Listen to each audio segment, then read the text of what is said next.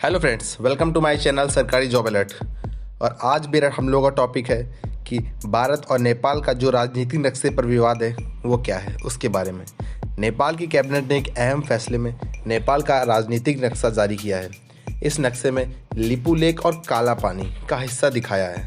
नेपाल के कैबिनेट का ये दावा है कि जो शारदा नदी का स्रोत है वो अधूरा है। भारत इससे इनकार करता रहा है। नेपाल की कैबिनेट की ओर से लिपू लेक इलाके सीमा सड़क के उद्घाटन में 10 दिनों के बाद आया। लिपू लेक से चीन के मानसरोवर जाने का रास्ता है। इस सड़क के बनाए जाने से नेपाल ने कड़े शब्दों पर भारत का विरोध किया था। एक्चुअली बात ऐसी थी कि 6 महीने पहले भारत ने अपना राजनीतिक नक्शा जारी किया था। जैसे अभी फ़िलहाल नेपाल ने जारी किया है, 6 महीने पहले भारत ने जारी किया था। उसमें जम्मू और कश्मीर को केंद्र शासित प्रदेश और लद्दाख को दिखाया था। इसमें लिपू लेक और काला पानी को भारत का हिस्सा दिखाया था, जिससे नेपाल इसको देख के काफ़ी प्रभावित हुआ था। नेपाल लंबे समय तक इन इलाकों पर अपना दावा जता रहा है और सरकार ने एक बार पेश करके अपने इलाके में डाल दिया, तो इन्होंने फिर अपना एक राजनीतिक नक्शा जारी किया। ये है पूरा मैटर। सरकार ने आधिकारिक तौर पर इस नक्शे में शामिल किया गया है। हालांकि घनश्याम शुगाल ने भी कहा है कि इस मसले पर आधिकारिक कल के लिए भारत के लिए कूटनीतिक बातचीत जारी रहेगी। दोनों देशों के बीच विदेश सचिव स्तर की बातचीत चल रही है। सरकार अपने अधिकारियों और स्थानीय निकाय जो वहाँ रहते हैं और सरकारी दफ्तरों में इस्तेमाल के लिए शैक्षिक संस्थानों में ये पढ़ाया जाएगा। नेपाल का कहना ये है। दूसरों के साथ साझा भी किया जाएगा। कुंजी के रास्ते नई सड़क के उद्घाटन के फैसले के बाद नेपाल और काठमांडू में भारत के राजदूत और विदेश मंत्रालय को चिंताओं का अवगत हो गया। इस सिलसिले में भारत के समक्ष लिपू लेक इलाके पर नेपाल के दावे को दोहराते हुए कड़े शब्दों में कूटनीतिक विरोध किया गया है। उत्तराखंड में धारचूला के पूर्व महाकाली नदी के किनारे नेपाल का तारचूला जिला पड़ता है। महाकाली नदी नेपाल भारत की सीमा के तौर पर ही काम करती है। नेपाल सरकार का कहना है कि भारत ने उससे लिपू लेक इलाके में 22 किलोमीटर लंबी सड़क का निर्माण किया गया है। नेपाल में पहले से ही साल 2019 के नवंबर में भारत के समक्ष अपना विरोध जताया था और साल 2015 में जब चीन और भारत के बीच व्यापार और वाणिज्य को बढ़ावा देने के लिए समझौता हुआ था, तब भी नेपाल ने दोनों देशों के समक्ष आधिकारिक रूप से अपना विरोध दर्ज किया था। भारत चीन के बीच समझौते को लेकर भी 2019 के समक्ष अपना विरोध जताया था। साल 2015 में चीन और भारत के बीच व्यापार और वाणिज्य को बढ़ावा देने के लिए दोनों देशों के बीच समझ आधिकारिक तौर पर भी विरोध जताया था। सभ्यता, संस्कृति, इतिहास और भूगोल की दृष्टि से कोई भी दो देश इतनी नजदीकी नहीं रखते हैं जितना कि भारत और नेपाल है।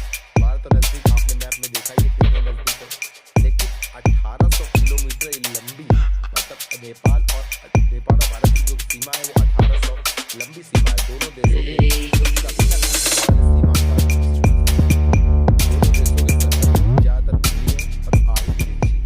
दोनों देशों की सीमा का निर्धारण पूरी तरह से नहीं हो पाया है। महाकाली मतलब शारदा, ज्ञानी मतलब नारायणी जैसी नदियां दोनों इलाकों में मानसून के दिनों में आने वाली बाढ़ की तस्वीर बदल देती हैं। दूसरे देशों का आना जाना लगा रहता है। भारत और नेपाल के सभी अधिकारी और टेक्नीशियन सालों की मेहनत से अभी तक कोई ऐसा नक्शा नहीं बना पाया। नेपाल के एक सर्वे विभाग की रिपोर्ट के मुताबिक 1850